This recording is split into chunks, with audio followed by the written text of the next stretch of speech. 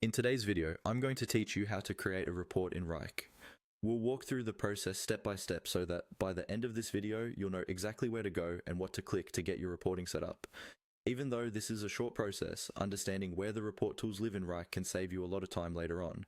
First, make sure you're logged into your Wrike workspace and that you're in the relevant space or project where you want to base your report.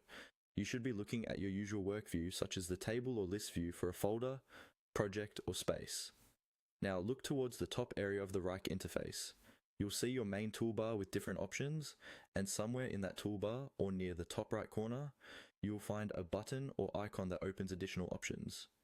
This is often represented by 3 dots or labelled as More, depending on your layout and Wrike's current design.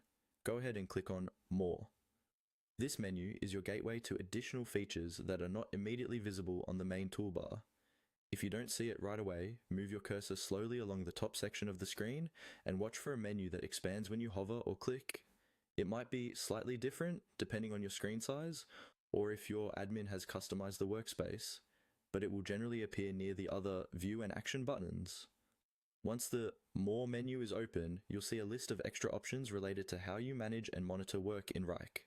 Here, look for the item labeled Reports. This is the section that takes you to Wrike's reporting area, where you can create new reports or open existing ones. Click on Reports. Wrike will now navigate you away from your current project view and into the reporting interface.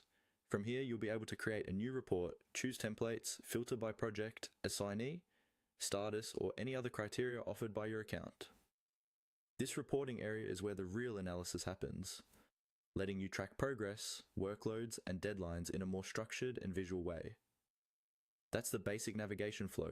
Open your workspace, click on More, and then select Reports to access Wrike's reporting tools. In your own time, explore the different report types and filters available so you can tailor them to your team's needs and make the most out of this feature.